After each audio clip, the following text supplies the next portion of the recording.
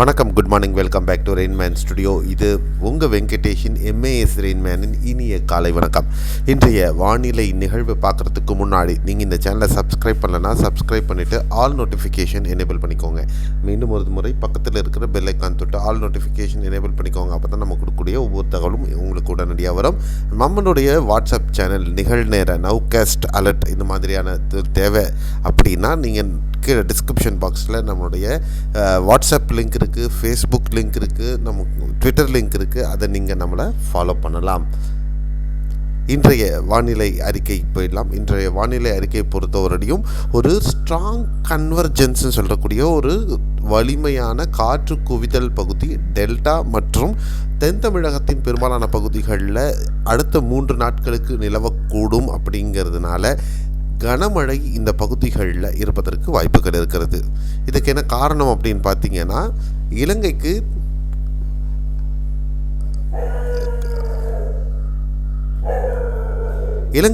வடகிழக்கில், அதாவது இலங்கைக்கு மேற்கு பகுதிகளில் ஒரு வளிமண்டல மேலடுக்கு சுழற்சியானது நிலவி கொண்டிருக்கிறது.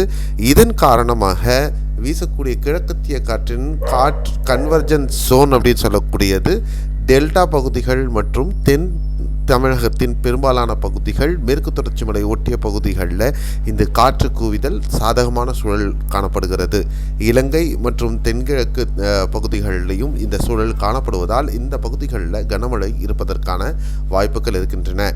16, 17, 18 இந்த 3 நாட்கள் தென் தமிழகத்தில் பெரும்பாலான பகுதிகள் டெல்டா கடலோர மாவட்டங்களில் சற்று விழிப்புணர்வுடன் இருக்க வேண்டும். அதுவும் குறிப்பாக தூத்துக்குடி, விருதுநகர், தென்காசி, திருநெல்வேலி, மாஞ்சோடை பகுதிகள் மற்றும் குற்றாலம், ராஜபாளையம் மற்றும் தேனி மாவட்டத்தும் சற்று விழிப்புணர்வுடன் இருக்க வேண்டும். கன்னியாகுமரி மாவட்டத்திலும் மேற்கு தொடர்ச்சி மலை ஒட்டிய பகுதிகளில் சற்று விழிப்புணர்வுடன் இருக்க வேண்டியது அவசியம். இன்றைய மழை வாய்ப்பு அடுத்த 24 மணி நேரத்திற்கு மழை எப்படி இருக்கும், எங்கே இருக்கும் அப்படிங்கிறது தான். குறிப்பாக நாகர்கோவில், கன்னியாகுமரி, திருநெல்வேலியின் பெரும்பாலான பகுதிகள், தூத்துக்குடி, விருதுநகர், ராமநாதபுரம், சிவகங்கை, காரைக்குடி, புதுக்கோட்டை, மதுரை, திண்டுக்கல், தேனி, விருதுநகரின் மேற்கு தொடர்ச்சி மலை பகுதிகள் மற்றும் புதுக்கோட்டை, தஞ்சாவூர், திருவாரூர் மாவட்டத்தின் அநேகமான பகுதிகள்,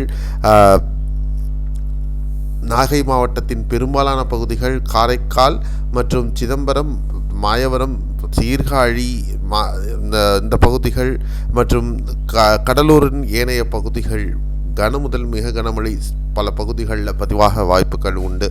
குறிப்பாக தூத்துக்குடி மாவட்டத்தின் கடலோர பகுதிகள், திருநெல்வேலியின் கடலோர பகுதிகள், திருச்செந்தூர் உள்பட மற்றும் தேனி மற்றும் தென்காசி, ஆலங்குளம், குற்றாலம், திருநெல்வேலியின் நகர பகுதிகளுக்கு சற்று மேற்காக இந்த பகுதிகளில் 10 சென்டிமீட்டருக்கு மேலே கூட பதிவாகிறதுக்கு வாய்ப்புகள் இருக்கும் அப்படிங்கிற ஒரு எதிர்பார்ப்பு.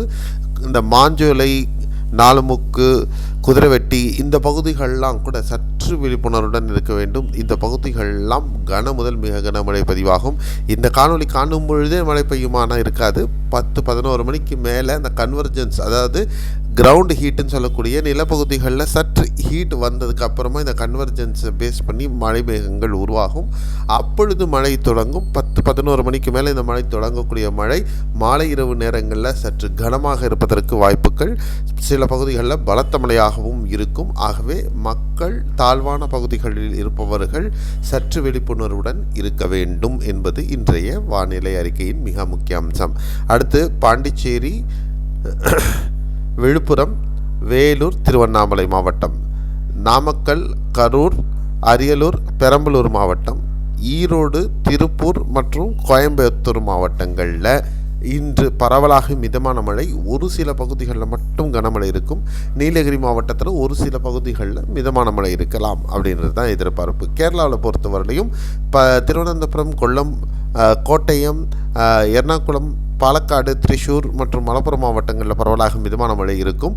இடுக்கி, பத்தனம்திட்டா இந்த பகுதிகளில் கனமழை இருக்கும். சபரிமலை பெரிய வழிப்பாதை செல்லும் பக்தர்கள் சற்று விழிப்புணர்வுடன் செல்வது மிக அவசியம்.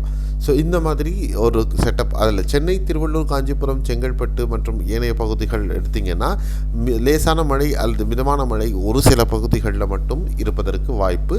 இன்று பிற்பகலுக்கு பிறகாக சென்னையில் முழுவதுமே மழை நின்றுவிடும் அப்படிங்கிறது தான் இப்போ இருக்கக்கூடிய அப்டேட். அடுத்து மழை எப்போ அப்படிங்கிறது சென்னைக்கு பொறுத்தவரையிலையும் சற்று வெயிட் பண்ணணும். ஆல்மோஸ்ட் வடகிழக்கு பருவமழை சென்னை லாட்டிடியூடுக்கு கீழே இறங்கிருச்சு அப்படிங்கிறத நம்ம கணக்கில் எடுத்துக்கலாம். ஸோ இதுதான் இன்றைய வானிலை அறிக்கையினுடைய மிக முக்கிய அம்சம். இதில் பல விஷயங்களை நீங்கள் அப்டேட் தெரிஞ்சிட்டு இருந்திருக்கீங்க. இது உங்களுக்கு பிடிச்சிருக்கும், நீங்கள் விழிப்புணர்வுடன் இருப்பீங்க அப்படிங்கிற நம்பிக்கை எனக்கு இருக்குது. மீண்டும் அடுத்த காணொலியில் நம்ம சந்திக்கலாம். நன்றி, வணக்கம், bye bye, C you, have a nice day.